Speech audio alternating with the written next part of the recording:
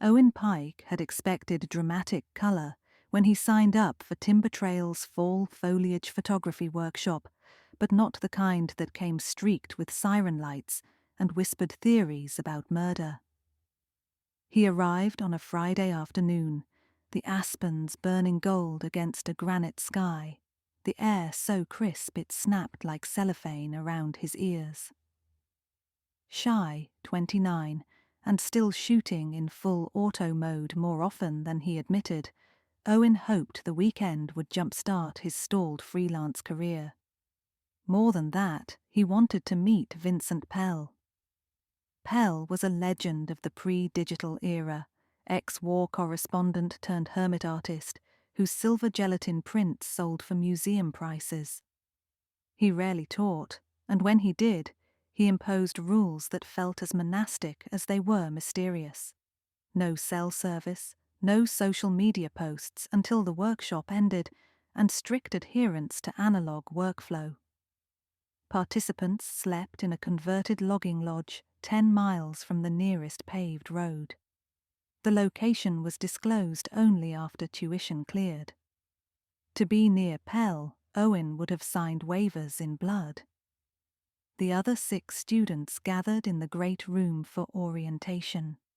Lisa, a birdwatcher with binocs dangling against a 400mm lens. Graham and Nyla, a travel blogger couple wearing identical beanies. Marisol, a retired art teacher whose paint-flecked backpack looked older than the lodge.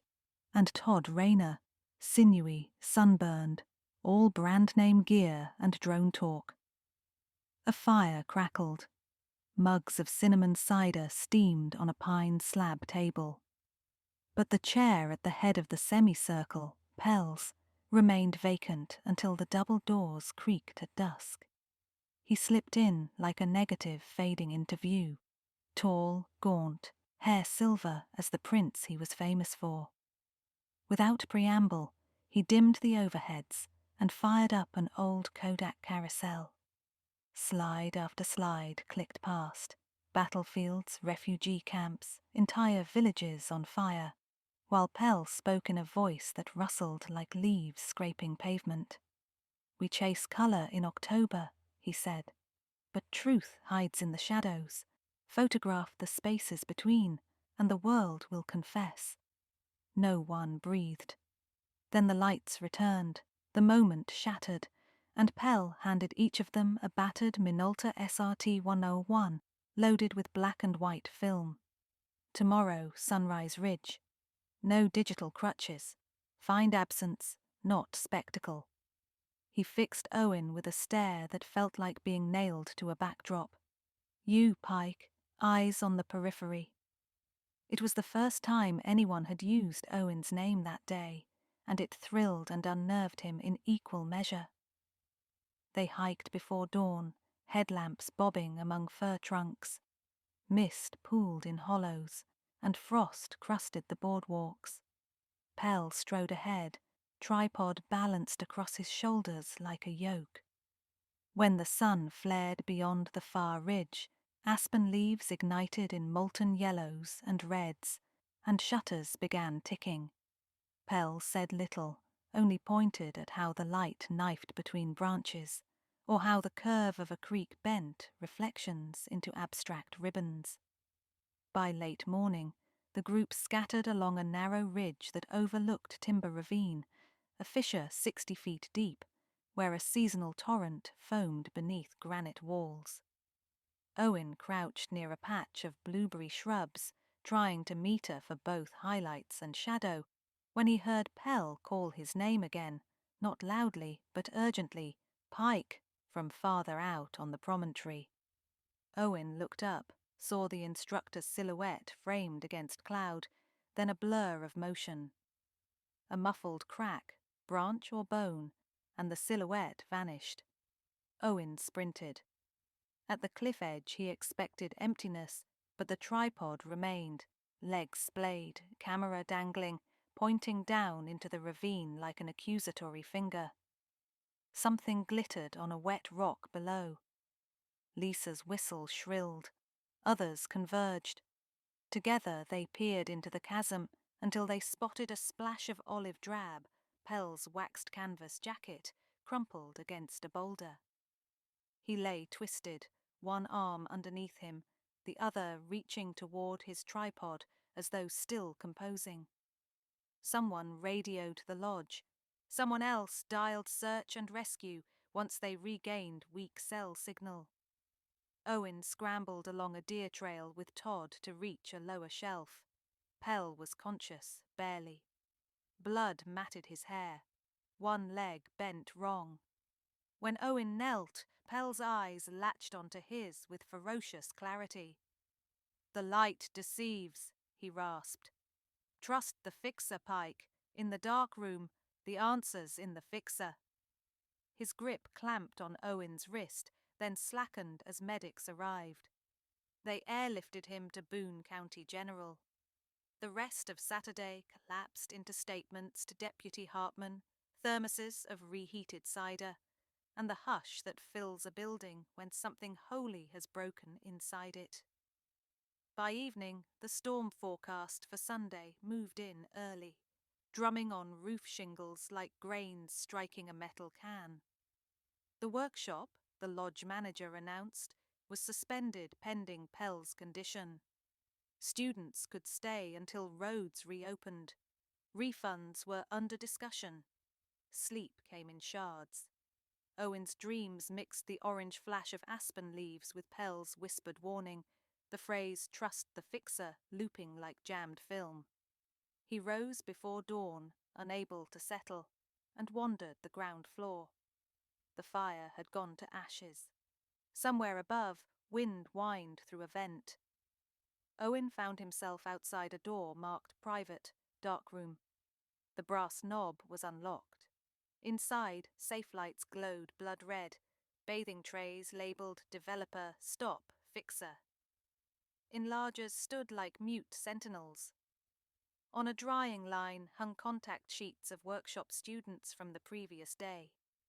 Candid moments Owen hadn't noticed Pell shooting, Marisol tying a bootlace, Lisa angling her telephoto, Graham whispering to Nyla. In each print, Pell had scratched an arrow into the emulsion, pointing not at the faces, but into negative spaces. The gap between Todd and his tripod, the dark wedge under Graham's bent arm. Pell's obsession with absence made literal. At the back sat a film-changing tent, unzipped. A lone roll of 35mm film, still in its metal canister, lay next to a scribbled note. TT-47 push to 1600 shadow tells truth. Owen's stomach fluttered. Was this what Pell wanted him to find? The answer's in the fixer. He loaded the reel with trembling fingers, poured chemicals from brown glass bottles, timed each agitation like a novice chemist. The smell, acrid, metallic, filled his lungs. When he peeled the film off the reel under safe light, frames shimmered with ghost images. He clipped the strip and fed it into the enlarger. Shadows resolved into figures on glossy paper, Pell on the ridge, horizon behind him. A second figure behind Pell, no, not behind, beside, but obscured by gnarled pine branches. The figure's hand was outstretched toward the tripod. Next frame, Pell's body pitching forward, the tripod legs rising oddly as if kicked. Final frame, only sky and the upper arc of branches. The sequence was a silent testimony. A fall recorded by the victim's own camera at the moment impact jerked the cable release. Who was the second figure? Light angle suggested someone tall, lean. Owen felt a prickle at the base of his neck. He scanned another negative. A partial profile, square jaw, baseball cap, sunglasses perched on brim. Todd Rayner. Footsteps startled Owen. The enlarger light snapped off as he killed the switch. He slipped the damp print under his jacket, heart hammering. The door opened. Todd's silhouette filled the frame. Couldn't sleep either. Todd's voice was casual, but his eyes flicked to the trays, the dripping film gate. Just Thought I'd try real chemicals for once, Owen said, forcing a laugh. Todd's gaze lingered. Pell wouldn't like guests in here. He's particular. He's not here, Owen said before he could stop himself. Todd's smile failed to reach his eyes. Right, he isn't. He left. The door clicked shut, but the tension stayed like static under Owen's skin. By noon, the storm eased. Deputy Hartman drove up the mud-slick road to update them. Pell remained in surgery, hip fracture, skull laceration, but doctors expected him to live. Accidental fall, the deputy said, unless evidence suggested otherwise. He eyed them each in turn. No one mentioned evidence. Owen cornered Lisa on the porch. "Did you see anyone near Pell before he fell?" She shook her head. "I was photographing a pileated woodpecker." "Why?" "Look at this." He produced the damp print from his jacket. The image had dried into razor clarity. Lisa sucked in a breath. "Todd, are you sure?" "Photo doesn't lie," Owen said, though he heard his own doubt. Photographs could mislead, angles trick, stories warp. Still, Pell's words echoed. Trust the fixer. The dark room. They decided to speak to Deputy Hartman. But Todd was already in conversation with the deputy near the SUV, gesturing animatedly toward the ridge. As Owen approached, Todd's eyes slid to him, shark black. "Deputy, Owen developed a print," Owen began, but Todd cut in. "Developed without permission," Todd said, voice loud. "Broke into Pell's darkroom. Chain of custody's a joke. Could be doctored." Owen's mouth went dry. Hartman frowned. "Son, you tamper with potential evidence. That's a problem." Owen tried to explain, but Todd kept layering doubts. Hartman confiscated the print and negatives, sealed them in a plastic bag. "I'll have our lab look." He drove down valley, leaving Owen staring at muddy tire tracks. That evening, Todd suggested a peace offering. "Moon's out. Good night for long exposures on the ridge. Want to join? Fresh start." Everything in Owen screamed trap, but Lisa had left for the hospital. Graham and Nyla were packing, Marisol nursing a migraine. Owen nodded, pulse pounding. They hiked the same path, flashlights carving cones through mist. The sky cleared, stars like salt on black slate. Todd talked about shutter speeds and mentorships, but his laughter rang false. At the cliff edge, Todd set up his carbon fiber tripod beside the battered one recovery crews had hauled up and left as evidence, a grim monument. "Crazy what adrenaline does," Todd said, screwing a cable release.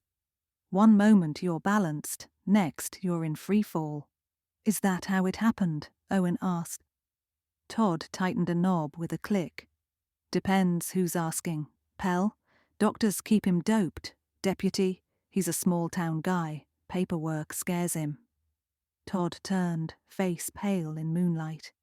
You're a variable I need to simplify." The drone of wind filled the pause. "Todd, the camera saw you," Owen said. "Why?" Todd stepped closer. "Vincent Pell saw me first. 2 months ago he stumbled onto my other hobby, freelance environmental consultancy. Big companies pay to make inconvenient waste disappear into ravines like this.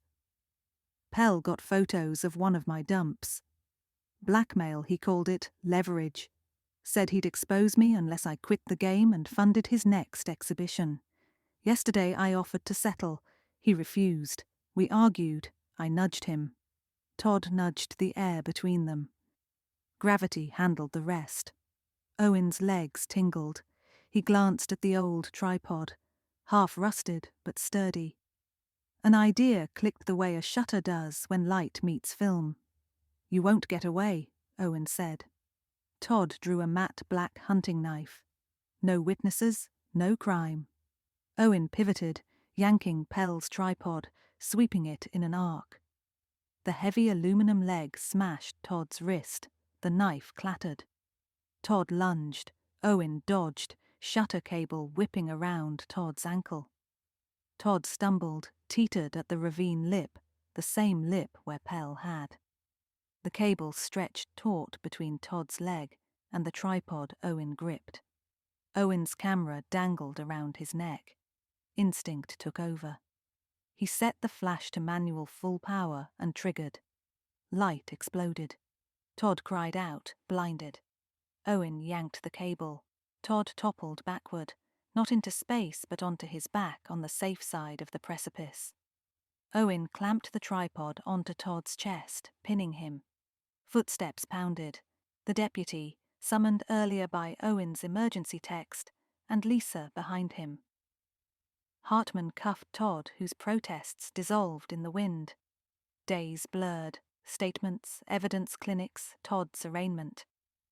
The negative Owen had processed proved authentic. Hartman apologized for doubting him. Pell awoke, voice hoarse but mind sharp. From his hospital bed, he thanked Owen for completing the exposure. Photography is subtraction, Pell said, eyes bright under gauze. Remove what's extraneous, reveal what matters. 3 weeks later, Owen received a parcel. A silver gelatin print of the ravine at dawn, signed Vincent Pell with a note. You stepped into the dark room of lies and came out developed.